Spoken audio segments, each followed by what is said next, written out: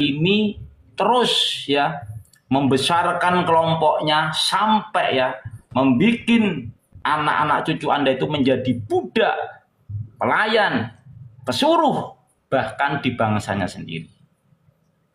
Dikarenakan apa? Mereka mampu ya menggunakan instrumen itu karena mereka itu mempunyai label Yuriah Nabi yang diteliti ternyata bohong.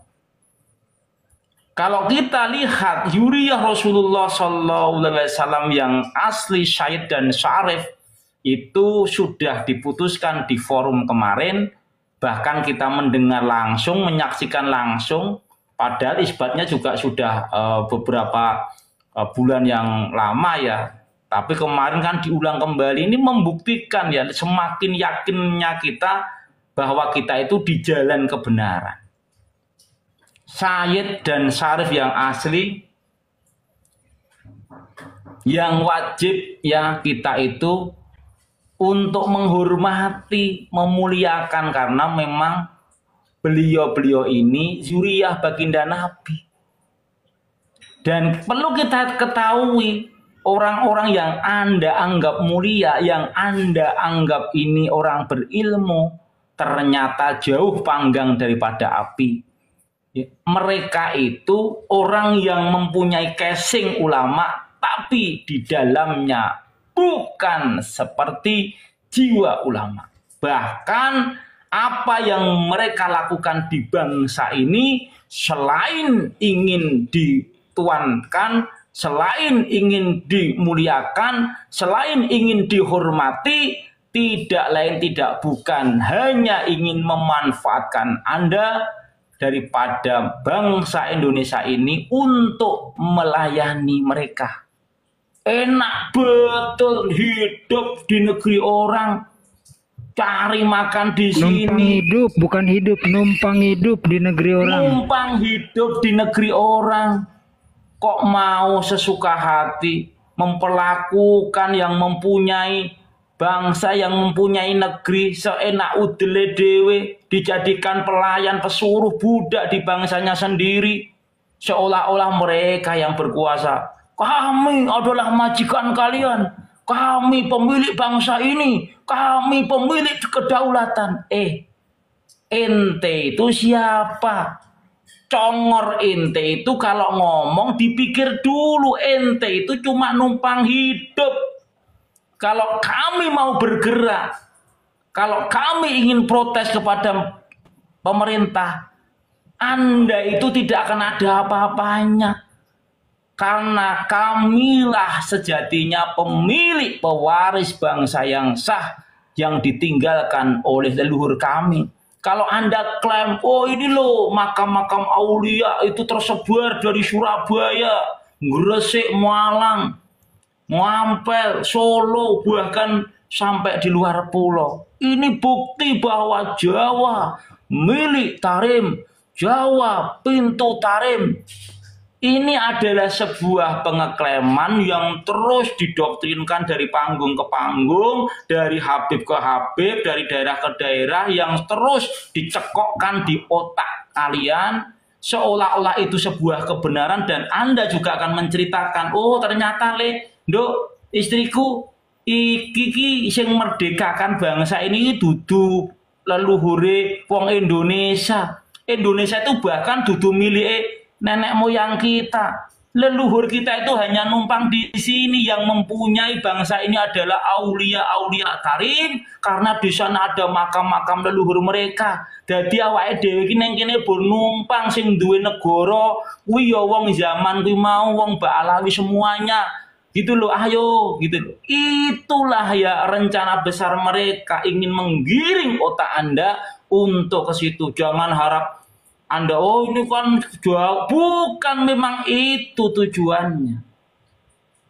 Dan perlu Anda sadari, nanti ketika Anda sudah terlambat untuk bersikap, beban ini akan semakin berat dipikul oleh anak-anak cucu Anda. Mungkin saja anak-anak cucu Anda itu sudah menjadi pelayan, bahkan pesuruh daripada kelompok mereka. Itu saja. Sadarlah wahai saudaraku, Ayolah bangkit, bangsamu ya memanggilmu, sejarahmu diobrak-abrik, leluhurmu dipalsukan.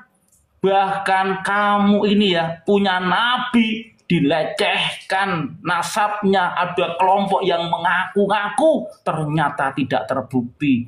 Ayo saudaraku, yakinlah dan hakul yakin bukti-bukti yang sudah Allah berikan sangat nyata yang Anda bisa lihat sendiri itu benar. Maha benar Allah dengan segala firman.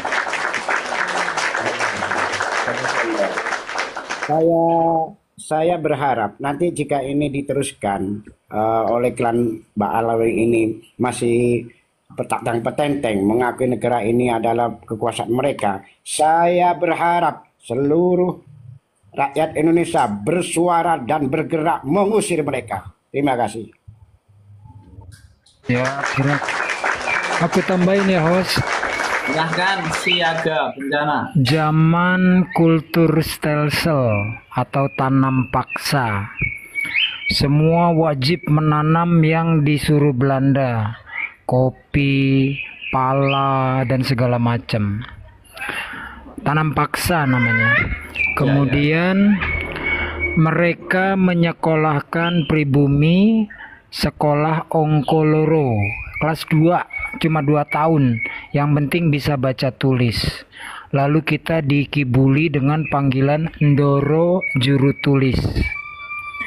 Lalu nanti pada waktunya ada Stovia, sekolah kedokteran, di mana di dalamnya yang kita kenal adalah Cipto Mangunkusumo, diabadikan menjadi Rumah Sakit Cipto Mangunkusumo. Dari sekolah kedokteran inilah muncul semangat kebangsaan. Apa yang dikatakan Belanda, mau kalian sekolah Ongkoloro atau sekolah kedokteran, kalian tetap inlander, tidak akan pernah menjadi Europansi, orang Eropa. Tuh, Belanda bilang seperti itu. Sama nggak ketika Rokim berkata, kalian ustadz, kiai, ulama, setinggi apapun ilmu kalian, kalian tidak akan pernah menjadi Habib, zuriat Nabi, Ahlul Bait, sambil senyum-senyum, senyumnya iblis. Jadi itu bayangkan itu, cerna pakai akal sehat. Setinggi apapun kalian itu nggak pernah menyamakan apalagi melebihi kita. Karena di dalam tubuh kami mengalir darah spiritus. Spiritusnya yuhi. Nah itu, makanya kalau mau sekolahin anak, tanya sama kiainya pondok pesantren. Yai, bagaimana pandangan Anda tentang Ba'alawi? Oh, mereka cucu Nabi. Oke Yai, kami nggak jadi sekolahin anak di pesantren Anda. Cari yang tidak mempercayai Ba'alawi itu zuriat Nabi.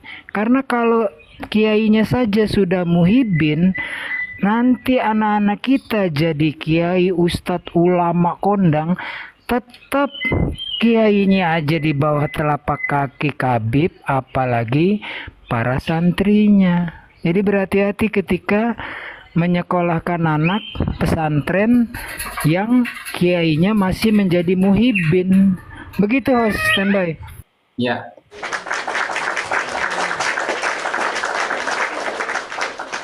Assalamualaikum Mbak Manu Maya, kakak. Waalaikumsalam. Sehat Kak Manu? Alhamdulillah sehat. Ya, ye. Akan nambahin narasi Kak Manu atau sepe? Nyimak mawon, nyimak aja. Iya, biar senior-senior. ya Kak Manu. Ini ada Pak Dosen, ada Kiai Goib, ada Bang Ahmad Dahlan. Keren-keren nak. Monggo Pak Dosen. Pak Dosen tadi pas aku dewe wah dee Ba'alawi.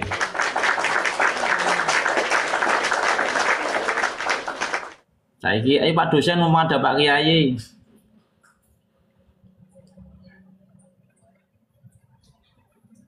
Pak Dosen. Oh, begitu ada Pak Kiai tidak berani ngomong toh. Oh, Pak tadi tidak ada Pak Kiai, dua ngomong.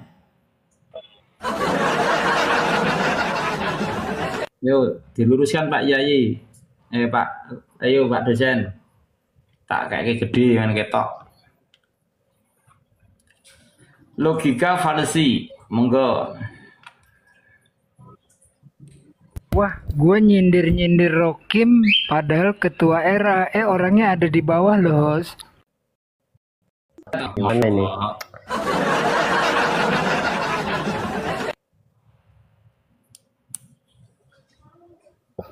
Silakan. Ayo lanjutkan. Iki hostnya kan ngomong terus ki. Muhammad Dahlan belum ada narasi, hostnya ini aku narasi yo betah. Ya begini saudara-saudara. Jadi kita tuh punya tanggung jawab besar. Bagaimana untuk mengisi kemerdekaan ini? Anda itu tinggal mengisi.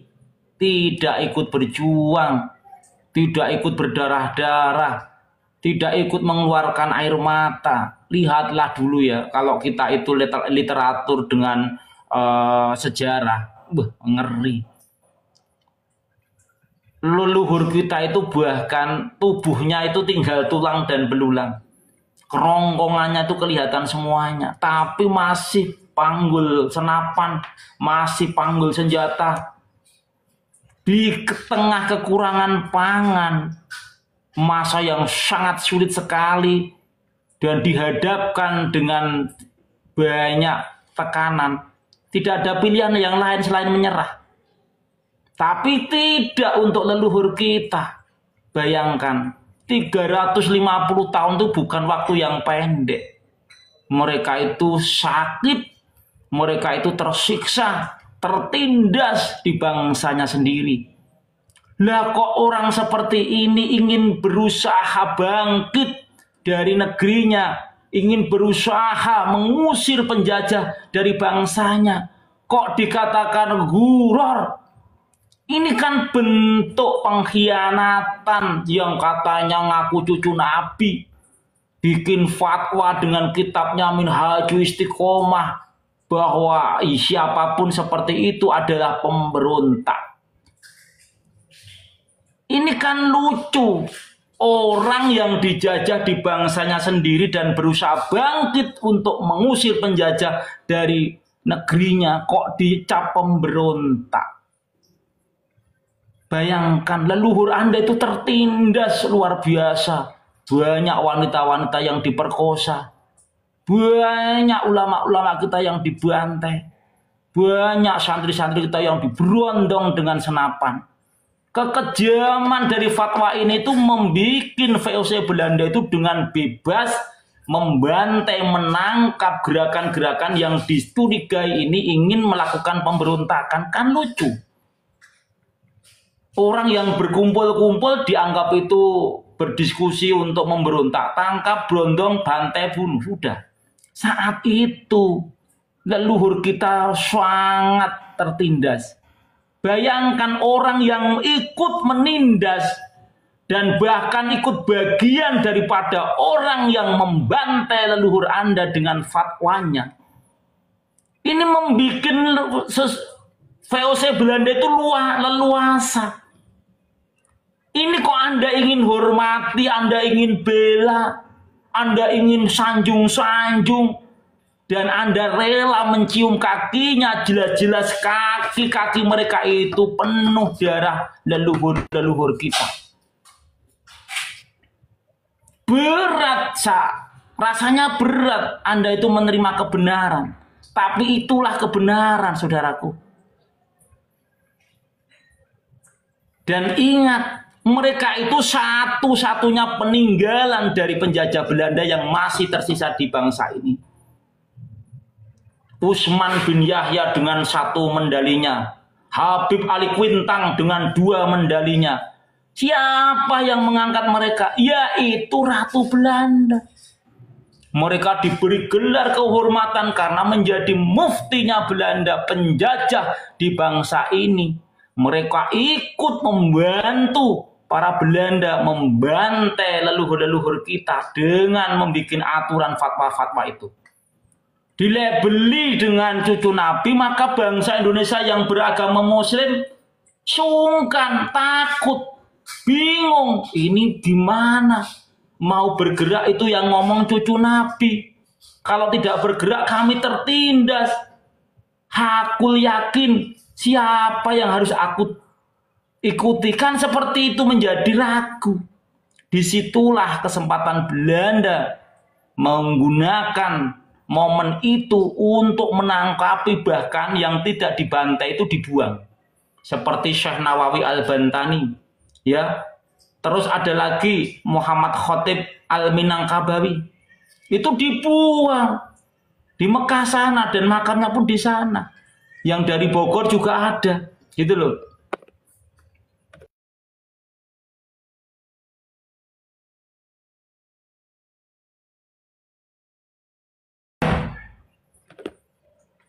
Seperti itu saudara-saudara. Supaya Anda itu teringat kembali. Saya itu pelajar. Saya itu membaca literasi itu bukan hanya omon-omon. Karena saya ini berpihak. Enggak. Ini bukti sejarah. Dokumen sejarah yang sudah didokumenkan. Itu sumber literasi dari seorang skincare. Kalau memang ini dianggap sebuah kesalahan, salahnya di mana? Kita ini ingin menanyakan bukti pengakuan daripada kelompok mereka tersambung ke Rasulullah. Menanyakan validasi dari pengakuan mereka sebagai zuriyah Rasulullah. Dan kami curiga perlakuan dan pengakuan mereka itu tidak sesuai dengan akhlaknya Rasulullah. Kan itu yang ingin kita tanyakan. Lah kok kita dituduh sebagai Wahabi, Oten, pemecah belah. Itu mulut rizik yang memecah belah bangsa ini. Yang dituduh kok malah Kiai Haji Imad. Kiai Haji Imad itu hanya membongkar daripada kepalsuan nasabnya, daripada fitnah-fitnah dan adu domba mereka. Seolah-olah ini yang mengadu domba. Ini yang membongkar, memberitahu loh itu loh orang itu tidak tersambung nasabnya ke Rasulullah. Dia itu jual nasab. Kan itu saja. Begitu. Pak Supir, banyak Habib kepanasan di bawah Pak Supir. Terlalu dibongkar Pak Supir, nanti kami ndawirnya gimana, nipunya gimana. Puluhan tahun kami buat umat bodoh. Kenapa skincare membuat umat jadi pintar? Kami nggak bisa dawir lagi.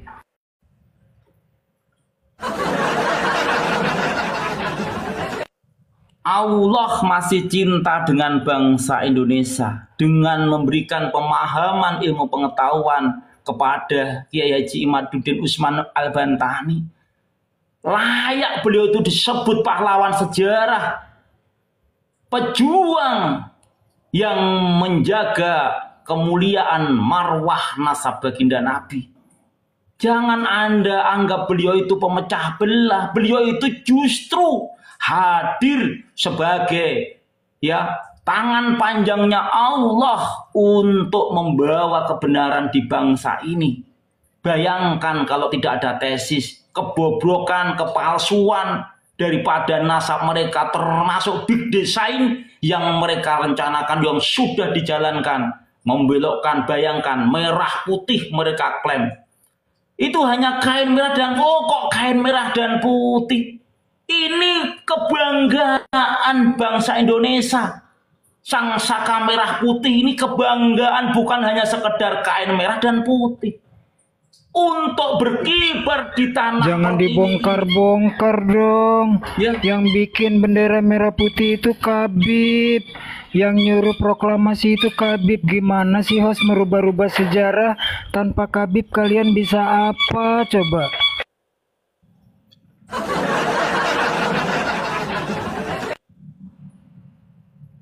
Merah putih mereka klaim sebagai ciptaannya Habib yang menemukan dan mendesain ini. Habib lah yang menyarankan benderanya merah dan putih. Ini bohong, 100% bohong. Mereka itu bagian daripada pengkhianat di bangsa ini. Tidak ada satupun daripada kelompok Ba'alawi ini sebagai pejuang ataupun kontribusi memerdekakan bangsa ini. Orang Arab ada saat itu yang berjuang dari Hijaz, bukan Ba'alawi. Ba'alawi itu bukan bagian dari orang Arab. Hakul yakin hosnya. Yang kedua, ya, bendera sudah diklaim. Ini lambang Garuda Pancasila, Habib. Lagu kebangsaan Habib.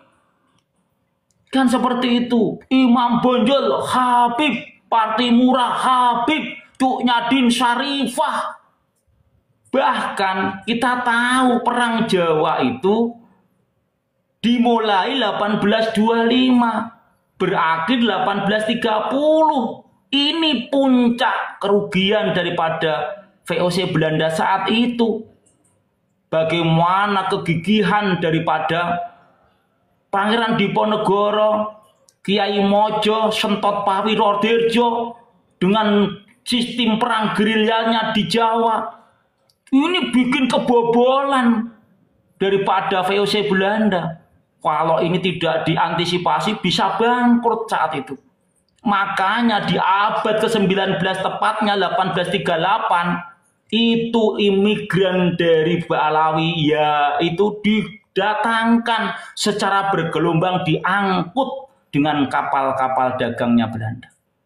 Untuk di sini dilabeli sebagai Yuriah Nabi, bergelar habaib, dan tugas mereka membuat fatwa atau aturan sesuai syariat Islam supaya meredam daripada pemberontakan atau perlawanan lah. Karena pemberontakan seolah-olah kita itu orang jahat. Perlawanan dari santri-santri, ulama-ulama se-Jawa Madura saat itu.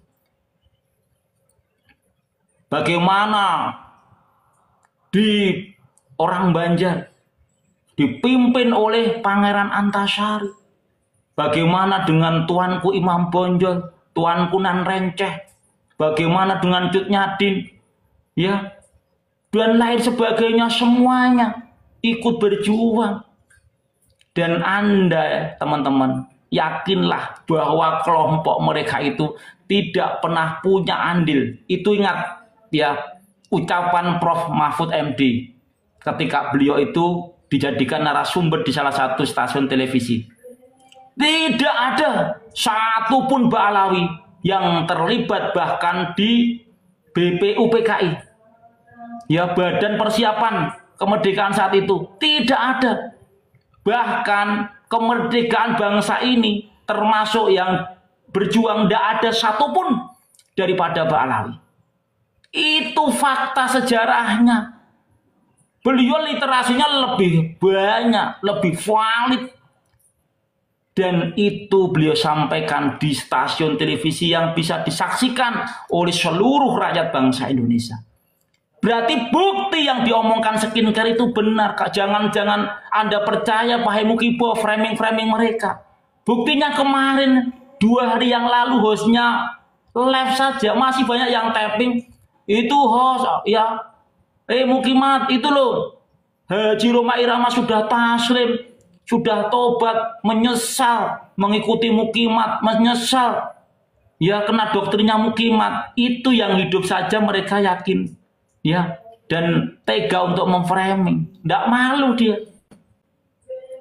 Begitu ada framing itu dan muncul di media sosial kemarin, Haji Roma Irama langsung podcast solo mengklarifikasi. Hakul yakin sampai detik ini saya percaya tidak, ya, bahwa kelompok mereka itu bukan Yuriah Nabi. Itulah ya kerjaan Ba'alawi dan para mukibonya, selalu framing-framing kebusukan, kepalsuan, berita bohong dan terus dikonsumsi. Apalagi nasab Ba'alawi banyak kerobito lah, ini yang hidup saja mereka tega framing kok dengan kepalsuan. Ingat itulah saudaraku, gunakan otak dan akal Anda. Begitu.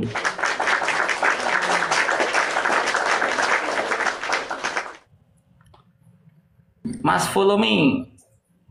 Buat kaum Balawi, ya, khusus buat kaum Balawi, Anda tidak usah membolak-balikkan fakta, karena fakta itu tidak akan pernah pusing.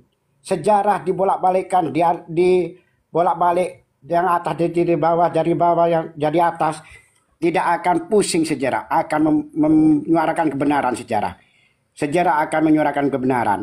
Tapi kalau Anda membolak-balikkan fakta, Anda sendiri